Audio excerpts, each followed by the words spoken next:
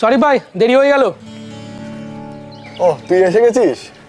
শোন না, আমার বাইকটাও নতুন কিনলাম, তো ভাবছি একবার দার্জিলিং গিয়ে রাইডটা মেরে আসি।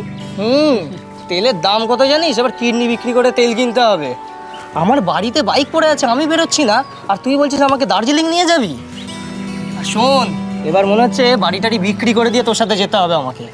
দূর, তোদের সাথে থাকলে কিছুই হবে না। ওই দেখ, রাহুলরা গত মাসে কত সুন্দর মানালি থেকে ঘুরে এলো। আরে দূর, রাহুলের বাড়ি তো গুড়গাঁওতে।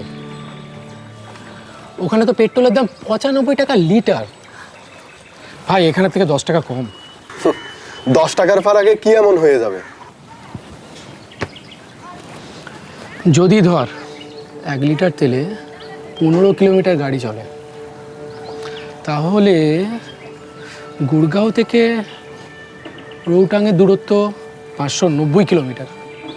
তাহলে গুড়গাঁও থেকে রৌটাং যেতে আমাদের খরচ 3705 টাকা। কলকাতা থেকে শিলিগুড়ির ডিস্টেন্স অনুযায়ী 560 কিলোমিটার। আর আমাদের তাহলে মোট খরচ পড়ছে 3920 টাকা। তাহলে বুঝতে পারছিস, 30 কিলোমিটার কম হলেও কলকাতা থেকে শিলিগুড়ি যেতে আমাদের 200 টাকা বেশি খরচা হচ্ছে। বুঝলে বন্ধু, 10 টাকার ফারাক কখন 200 টাকার ফারাক হয়ে যাবে তুমি বুঝতেও পারবে না। ঠিকই তো, এভাবে তো কখনো আগে ভেবে দেখিনি। কিন্তু এত ফারাক কেন? আমাদের রাজ্যে ভ্যাট কমায় না, তাই জন্য তেলের দাম বেশি। আর অন্য রাজ্যে ভ্যাট কমায়, তাই জন্য তেলের দাম কম। আমাদের এখানে তেলের দাম বেশি হবে না কম হবে, তা পুরোপুরি নির্ভর করে রাজ্য সরকারের উপরে। তাহলে বুঝ, আসল গ্যারাকলটা কোথায়।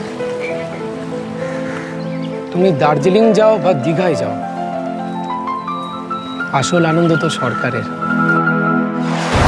জেগে ওঠো বাঙালি।